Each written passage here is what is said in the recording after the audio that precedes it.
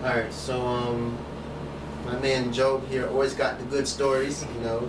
So he told me this story about 2 days ago, and he had this application for it, and I thought it was just astounding. So I want him to share it with you guys as well. Go ahead, man. Sure. The story happened recently. I now currently work in Walgreens. Thanks to God, I still have my job. Because of the occurrence that happens, I don't think I should have my job. So what happened was, I don't usually work in the cashier, main register. I usually work in the photo department. So I don't deal with that much money. I usually deal with pictures. Quite naturally. But this night I was in the main register, and I was ringing out a lot of customers, and I was very tired. I couldn't wait to get back to the dorm. But that's not the point. The point is that there was these two customers that came in, and they just bought a lot of things. They had a lot of things, almost 2 shopping carts full of things. And it wasn't just like things that were important, like toothbrushes and stuff like that. It was like Valentine things, you know, like dolls and not even food. It was just like candy and things like a stick or something. You know, it's just so many random things, and it's a little bit suspicious. But all I was thinking in my head is that they were stealing something. You know, that's what I was just thinking. So I was ringing things out, and I finished ringing everything out, and the total came to 100 and something. And the guy digged in his pocket and gave me $140, 2 20s and one 100.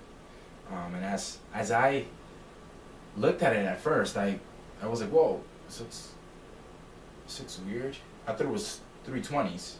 But then I saw the $100 bill, and I was like, okay, cool. 2 20s and one $100 bill makes 140.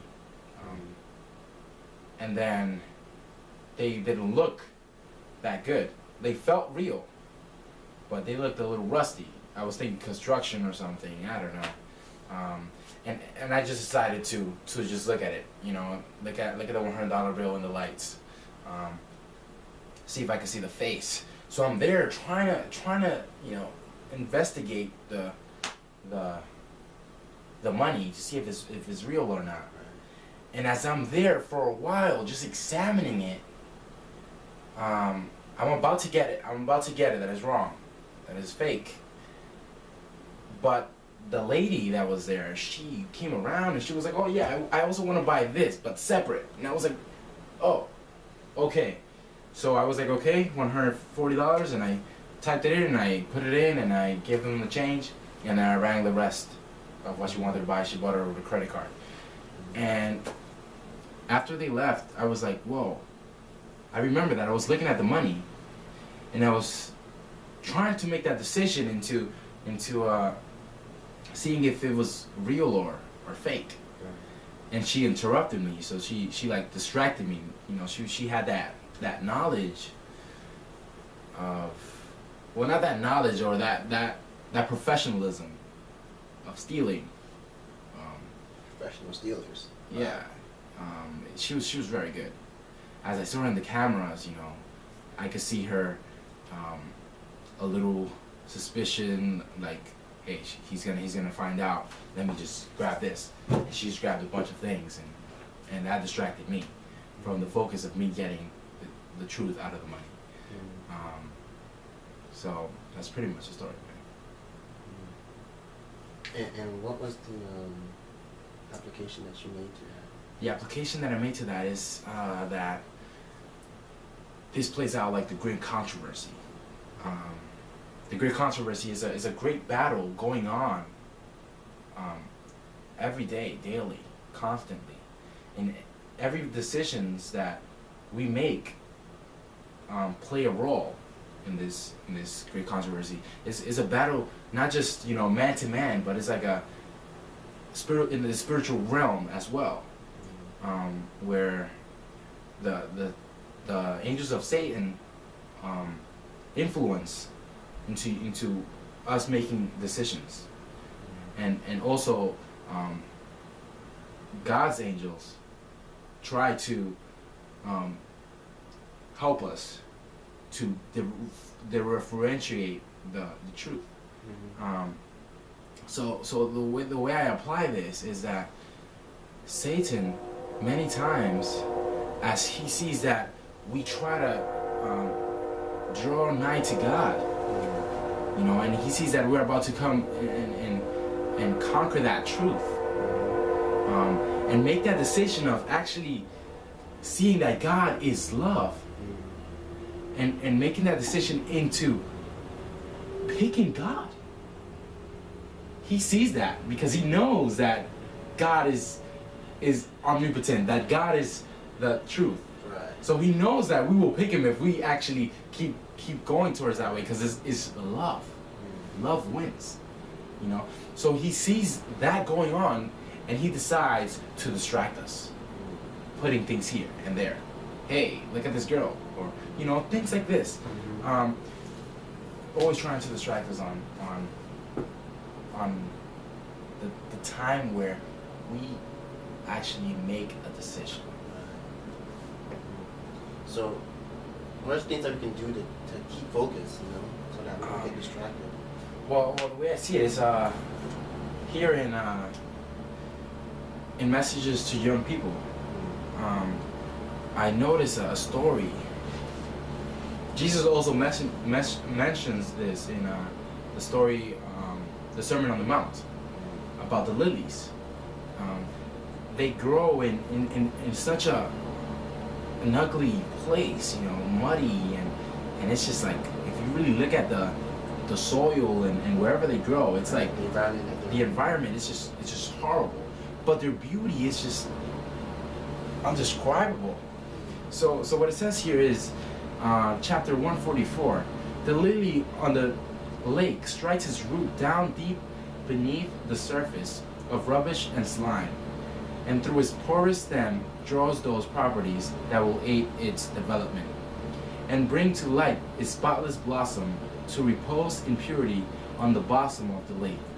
It refuses all that will tarnish and mar its spotless beauty. So it actually refuses all its surroundings, even if its surroundings is ugly, it's just horrible, disgusting. It decides to be peculiar, and it just does not get distracted. It just grows, and a beauty comes out of it. God could make this happen in a place where beauty does not show. He could form beauty out of ugliness. And the same way I see it, we shouldn't get distracted just because other people are doing something else and they're getting distracted and they're doing worldly things. I say we should keep our main focus on Jesus Christ, and there we will find that we will grow spiritually, and we will, as we grow, we will be peculiar, and there will be such a beauty in us that it will make a difference in our lives. Yeah. And what I think is interesting about that is how, people have this misconception that when you become a Christian, everything's just going to be golden, perfect, right? But the reality is, when you become a Christian, things get harder because Satan knows that, hey, if you go close to God, then it's a wrap for him, And so he's going to throw temptation after temptation at you all day. It's not going to be easy at all. And how are we going to be able to withstand all that temptation? And then James 4, we kind of get a formula as to how God wants us to actually, like the lily, grow in an environment where there's sin all around us, temptation all around us, but still be able to reject that and be able to grow in God's beauty, in His righteousness as well. And that's in James chapter 4, in verse 7, where it says, "Give yourselves completely to God. Stand against the devil, and the devil will run away from you. Come near to God, and God will come near to you." Amen. You know, so if the only way that we'll be able to resist temptation, resist the devil, and have him running from us, is if we submit or completely give our lives over to Christ. Say, "Lord, I can't do this on my own. I need you. I'm going to give my life into your hands. I know that the only person that Satan cannot beat is you. He could beat me all day, but he cannot beat you. So if I give my life over to you and I let you fight my battles, game over. I win all the time." And that's the only way that we'll be able to defeat Satan, resist Satan, and have him flee from us, as if God is the one fighting our battles. And if our focus is on God, we're never going to be distracted. We're never going to be distracted. And as this story happened to me in Walgreens, I also noticed that it doesn't just happen at work. You know, it happens in school. You know, your schoolwork, distractions. In the family homes, you know, distractions. You know, no relationship going on, no communication. And as well, our spiritual life with God, distractions. So distractions are all around us. And on our own, we cannot accomplish these things.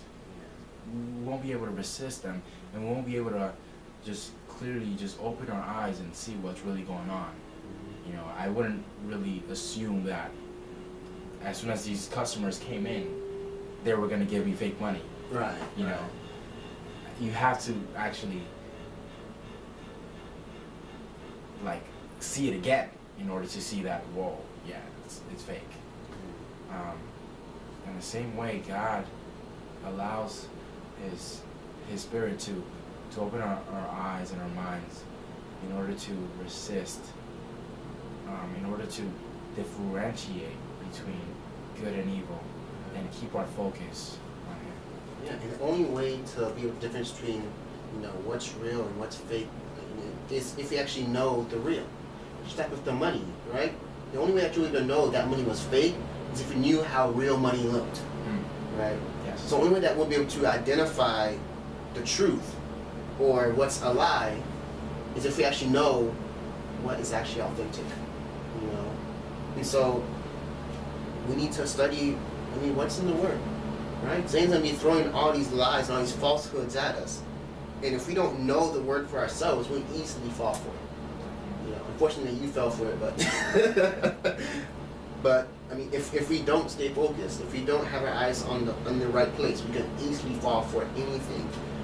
So we need to get to know the authentic in order to identify the fake and be able to resist that and press forward to what's actually real. So, Good job.